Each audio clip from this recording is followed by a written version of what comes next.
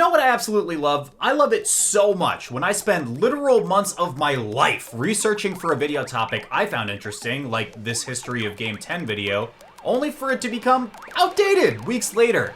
Isn't that so cool? That is like so quirky and awesome. I love it! Woo!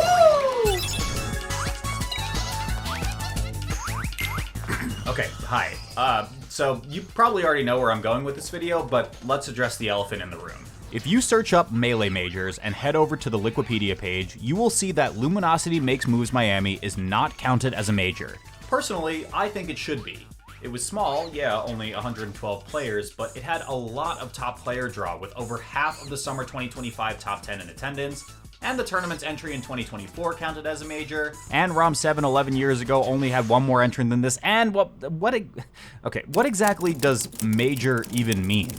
Well, as defined by Wikipedia, major tournaments feature a large prize pool and a good number of top-tier players. That definition f***ing sucks. Let's look at Smash Wiki. On Smash Wiki, a major or national tournament is defined as a larger tournament that draws an extraordinary amount of attendance from the broader region as a whole. In North America, these tournaments attract players from across the United States and Canada, while European majors feature smashers from across the continent. Also, just to circle the square on all of this, invitationals, despite having only a single to double-digit entrant count, are almost always just defaulted to majors since they already have most, if not all, of the best competitors for their given time period. Given what we just read here, I feel like there isn't exactly a true definition for this, and the way events are labeled are honestly a bit subjective. Sometimes tournaments will become retroactively promoted to majors or retroactively demoted to something else based on top-level attendance, entrant count, or just about anything. Which brings me back to Miami. I was doing some browsing on the SSBM subreddit, arguably the worst place on Earth, but I found some interesting insights, and I think it's actually really relevant to the modern years of competitive Melee and how we evaluate majors.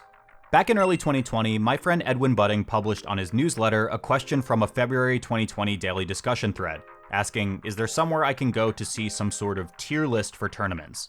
Like, even tournaments that aren't held anymore would be cool, past, present, and whatnot. Which tournaments were the most prestigious to win, which not so much. In the grand scope of Melee's lifetime, I'm still fairly new to all of this as a spectator, so learning these things is super neat.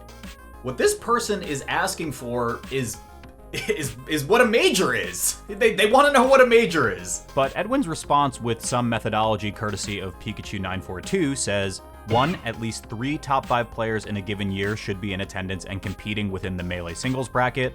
2. The performance of top 5 players must be at a level in which the results of said tournament cannot suffer from competitive illegitimacy due to either sandbagging, bracket manipulation, splitting, or any other out-of-game anti-competitive tactics through a majority or significant portion of the tournament. 3. The tournament must take place after the start of 2004, considered to be the first year of competitive Melee directly relevant to or sharing enough qualities with the modern scene to be a point of comparison.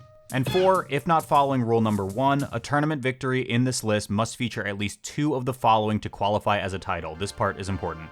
At least 2 top 5 players, along with alternative players to whom there is legitimate reason to believe had comparable talent to be argued for top 5 at the time of the tournament, but otherwise isn't ranked top 5 because of lack of tournament data, a near negligible disparity in perceived skill with a player ranked above them, a hiatus from another top 5 player rendering them out of the active player pool, or any other set of forgivable circumstances.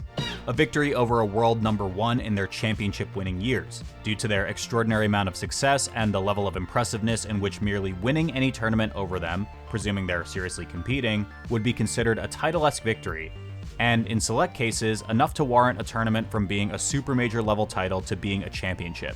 Said tournament must have enough prestige and history within the scene that winning it carries a level of importance greater than even its competitors, enough to where its status as a tournament may be upgraded from a non-title to national, national to super major, and super major to championship. The world's number 1 must be in attendance of the tournament, or someone who could reasonably have an argument to be on that level for a whole year. Now, I think some of this makes sense, but a lot of it feels like vibes, I guess. It's purely retroactive.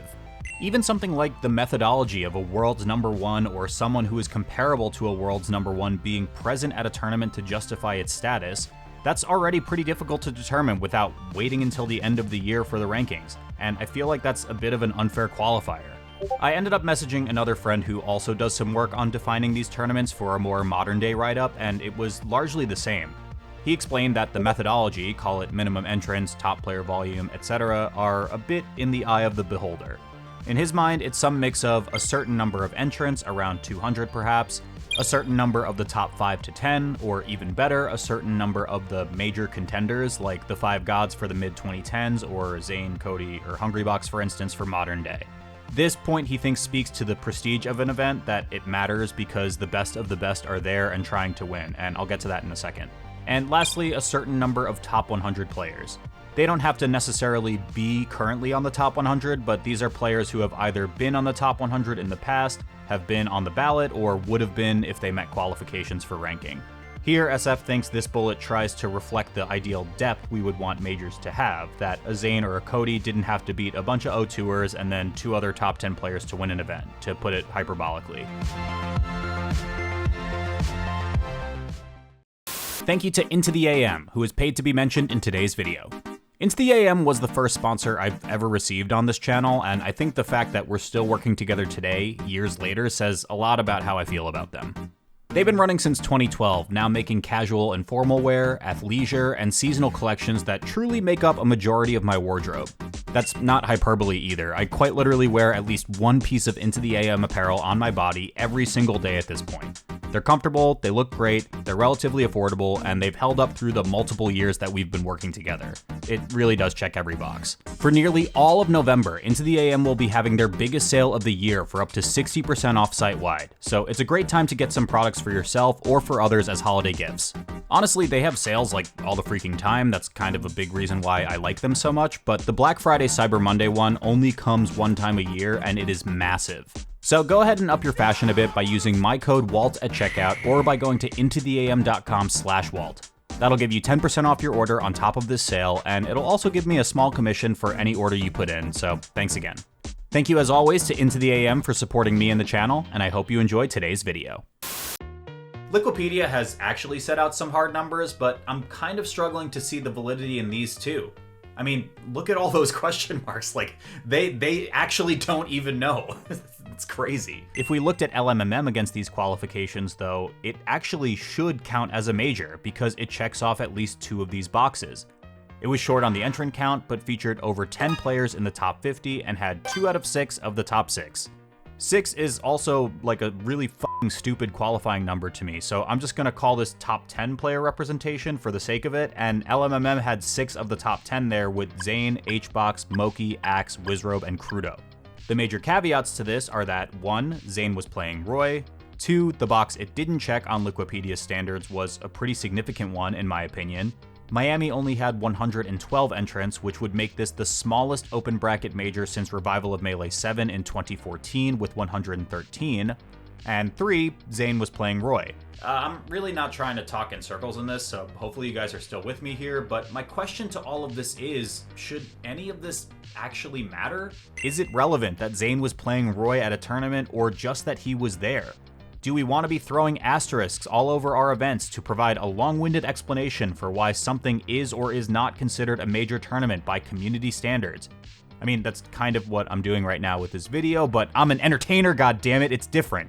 I think there's a rather obvious issue that comes with these points, in that using a specific set of players to retroactively qualify an event can inadvertently lead to cherry picking and bias about which people, like, matter. By comparison, Ultimate's system for ranking majors is perhaps less verbose in exchange for being a system built almost purely with an algorithm in mind. Oh my god. Oh, Jesus fucking Christ. Okay, maybe it's just as wordy, but it's a numbers and points-based system rather than the, vibes-based system that Melee has. The key takeaway from Ultimate's major rating system is that it operates on a points threshold. If a tournament hits 3,000 points, it's a major. If it doesn't, it's not. Full stop. This has led to a couple of expected hiccups, if you even want to call it a hiccup, this year, where one event hit the major status point threshold, but had 0 top 20 players in attendance. Now, should that tournament be punished and not count as a major because the game's top brass wasn't there? I don't think so. This tournament, Grand Slam 17, still had a pretty insane mix of global talent without the topmost level showing their faces, and that sounds like a major to me. That's also not to say that Melee's major classification hasn't had any hiccups either though, and the one that hits closest to LMMM is probably this tournament, Flatiron 3. Axe, everyone's fan favorite Pikachu main, ended up losing the tournament to Leffen in a Game 10 set, but because this event was eventually removed from the major tournaments list, I didn't cover it in my Game 10 video. The thing is, on Liquipedia, it met the criteria for a major. It had 316 entrants, so it was over the 200 minimum, and enough top 50 representation based on the prior year's ranking. So if Axe had won this set, would we be retroactively saying he won his first major here and not at Summit 8 the following year? Speaking more with SF, he mentions that this event met the criteria, but this criteria only changed because there is some kind of intangible threshold the Melee powers that be have in their heads about what a major should look like. If you haven't caught on yet, I think this is kind of stupid, especially considering that at one point in time, Flatiron did count as a major. Brawlhalla, a game that literally employs me, has a system that I've suggested to Melee in years past as it pertains to tournament classification and player rankings. Player rankings, by the way, is an entirely different can of worms that deserves its own video. Hey, that's an idea. Leave a comment if you want to see that. Also, if you like my stuff, it would mean a lot to me if you subscribe. Thanks. But essentially, Blue Mammoth Games, the company that makes Brawlhalla, announces nearly all of their tournaments that are considered major level at the top of their esports year. There are a few small exceptions to this, but by and large, everything a player needs to know about their tournaments is laid out before they even get a chance to register for the first event.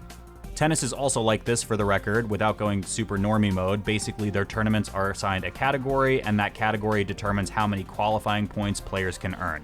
If this sounds familiar, it's a fucking circuit. And Panda tried to do this in Melee before they went boom. Even older institutions like the MLG circuit or Smash World Tour tried something similar. At present though, Melee can't do a circuit because Melee, for lack of a better word, is utterly hated by Nintendo. Because Melee doesn't have that institutional support, that means it doesn't have an available governing body to incur the cost of running a unified circuit. This is the major difference between a circuit-based system and a retroactive one that Melee currently uses. In tennis, the tournament rating influences players' attendance. In Melee, it's the reverse. Player attendance influences the tournament's rating, which can only be evaluated after a tournament has already happened. I think where situations like Flatiron and LMMM fall short in this discussion are in the legacy and prestige columns. SF adds that he thinks the lack of a definitive criteria kind of allows these loose categories to evolve and change based on current trends. As entrant counts rise and fall, we can adjust based on these trends and retroactively assign importance to events that mattered the most in a given year. Riptide 2023 caused a ton of the oh-so-common Melee discourse at the time because Zane dropped out and because Wizrobe hadn't been ranked on the summer top 10, so it only had a few literal top 10 players. Once Wizzy got ranked in the top 10 at the end of year ranking, and once it became clear that plenty of the people who attended also made the top 100, it was deemed a major. Going back to legacy and prestige though, don't get it twisted. A tournament's legacy does matter, quite a lot actually, because in its current state, there's a rankings-based fixation on resume building. People have to spend money to go to events and compete, and they want to make sure that money is spent wisely. Simple as that. There are a few non-negotiables in this list specific to Melee, Genesis and previously tournaments like the Big House and EVO, all tournaments considered massive Super Bowl level events that are so ingrained in the community conscious that it is impossible to not consider them majors. This year's Genesis didn't have Zane, and yet I don't think any reasonable person would tell you it wasn't one of the year's biggest events because at the end of the day, it's Genesis. That type of legacy is hard to come by and, as the word suggests, takes literal years to establish.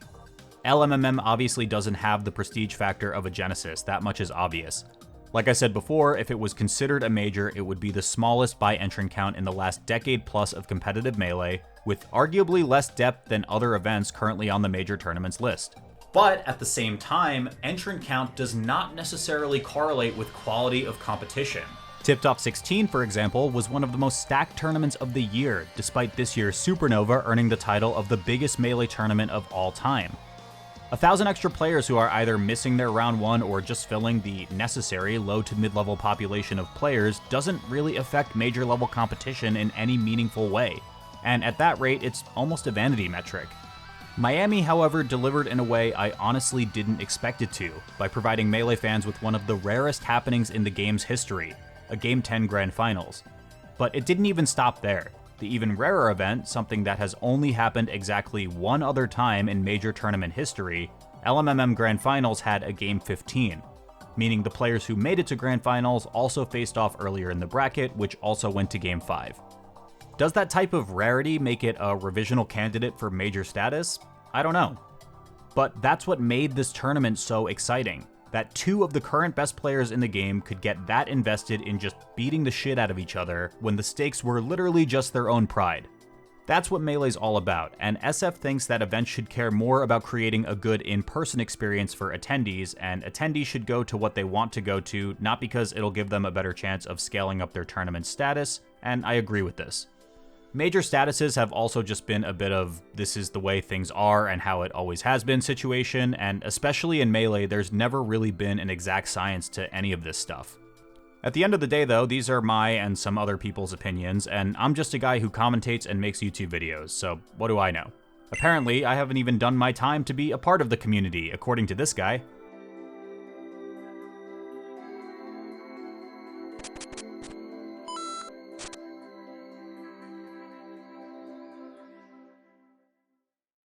So let's summarize. I think the current criteria for how we define majors is inconsistent, and perhaps based on an outdated understanding of the competitive undertones of Smash and what makes competition in general meaningful. It feels as though there are conflicting rulings, a flawed set of criteria that we can't agree on, and the criteria we can agree on has some issues. Understandably, this stuff can get super in the weeds like we're doing right now, and I don't know if there's necessarily a perfect answer, or if this is the type of question that even needs answering. Ultimately, I think everyone cares more that Melee is still being played and appreciated via these events, with new generations joining a game that is going on almost 25 years of being played competitively. Should we retroactively decide Miami is a major because it had such a rare Game 15 event occur? I think that's a slippery slope, and it can introduce even more subjectivity and retroactive scrutiny into something that's meant to be objective. Should we just say screw it and build an algorithm that can do all of this stuff for us? I don't know about that either, especially considering the largely free labor that goes into all of this, which I think is part of what makes Melee so special. So much of this is cool because we kinda decided it was, and that's what's kept the game in its competitive state around for so many years. But should Hungrybox get to say he won 3 majors this year with LMMM by beating Moki in one of the best sets of the year? Sure, yeah, whatever keeps the chairs flying, big guy. And look, what matters the most out of all of this is that for as long as this isn't counted as a major, that means my video is actually still historically intact, so yeah, thanks for watching.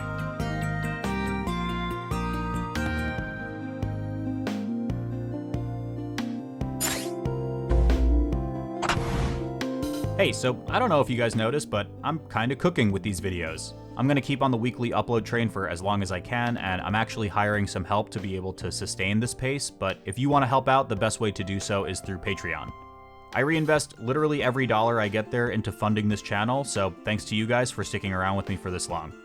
Big thanks to Avishua Stein, Bobby Wasabi, Dark Genix, Eric is Cool, Gustavo Cantu Fernandez, James Fabman, Justin Duncan Mills, Kyle Carlin, Marshall Bradley, and Sam Wright.